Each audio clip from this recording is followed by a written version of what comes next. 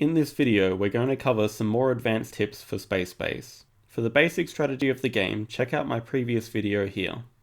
Knowing the probabilities of the dice rolls is essential to playing Space Base well, so we're going to leave this graphic from the rulebook up here.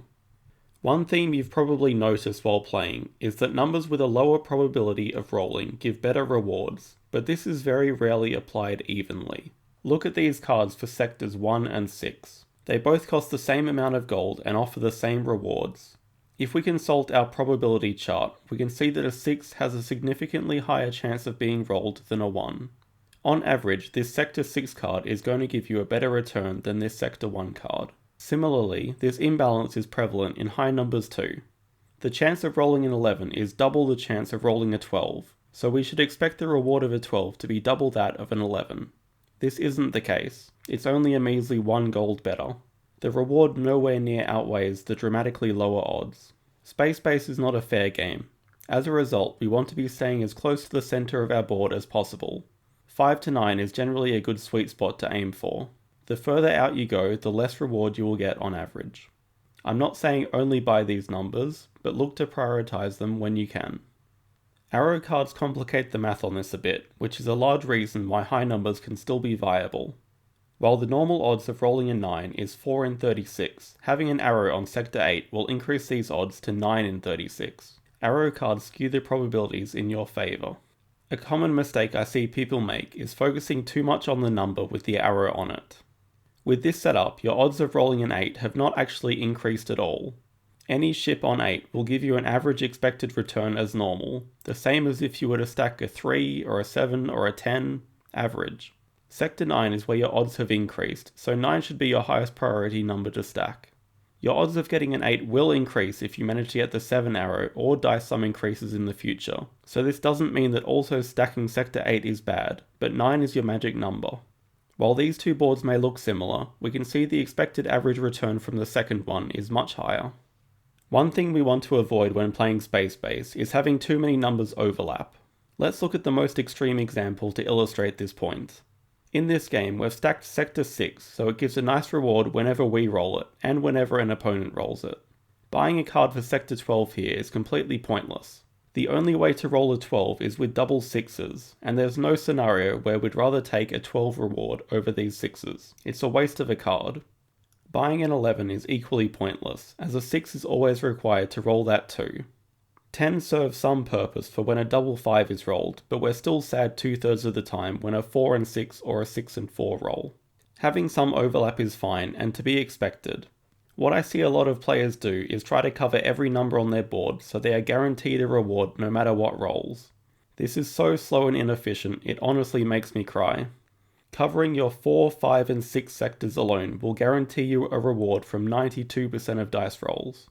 It really doesn't take many cards to get gold consistently. Stick to a few numbers and stack them to reduce overlap. In the previous video we talked about some good cards to buy. Today we're going to delve into that a bit deeper. In order to compare the cards properly, we need to standardize the values of the different resources we can get from them. Gold is simple. 1 gold is 1 gold. 1 rocket is worth roughly 3 gold. We can see that conversion in every single one of the colony cards for sale. 1 income equals X gold, X being the amount of rounds left in the game. These are not perfect measures. Gold will have more value at the start of a game to enable you to buy better cards, and you won't always be able to spend your income every round without wasting any. But these measures are close enough that we can use them to evaluate all the cards. Cards with income are insane early, especially in games with a small player count. The fewer players in a game, the longer a game will typically last. If you were in the first round of a 2-player game and had these choices in front of you, it would be an absolute no-brainer. Yes, that is how good early income is. The value of income cards will decrease every round, but it only takes 1 or 2 early rolls to be worth it. Rocket cards offer better consistent value than all other cards. The only reason we buy cards in Space Base is because we expect the gold they will generate to be more than the gold we are currently investing in them. All this eventual gold we will convert to rockets by buying colony cards. Or we can cut out the middle step and get rockets from cards directly. It's never too early to start getting rockets. When comparing rocket cards to regular gold cards across all numbers and tiers, it's clear which ones give better value. Even these little basic 1 rocket cards are amazing. I want to give a quick demonstration. It's a 2-player game and we've spent the first 5 rounds doing nothing but buying these cards. The game will end in 15 more rounds. Each round we get 2 rockets on our roll and 2 gold on our opponent's roll. If we do nothing but save up, after 15 rounds we will have 30 rockets and 30 gold. That's enough to buy the 8 colony card for 10 rockets and take us to 40. Go back through your game history and see how many 2-player games without lightspeed you finish in under 20 rounds. Probably not many.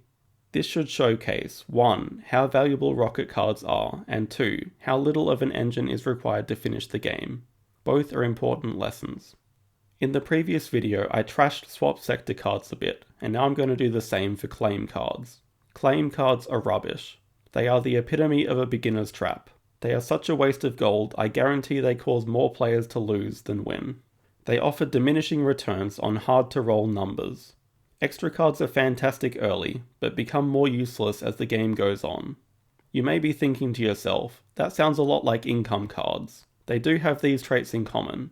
The difference is, most income cards are early game cards. The best ones are in tier 1 and 2. You can buy these early and have plenty of time to roll them. Claim cards are mostly tier 3 cards. You cannot get these early without going out of your way. By the time you have them, their payout is hardly worth it. Compare claim cards to something like this awesome card. It's not that hard to get early, it's on a number that's easy to roll, and even late game it has value by giving you gold, even if you don't choose to buy an extra card with it. Gold can nearly always be converted to points, extra cards cannot. That's all the tips I have for Space Base. If you have any questions, feel free to leave them in the comments. A big thank you to everyone that has subscribed to our channel. Thanks for watching and good luck.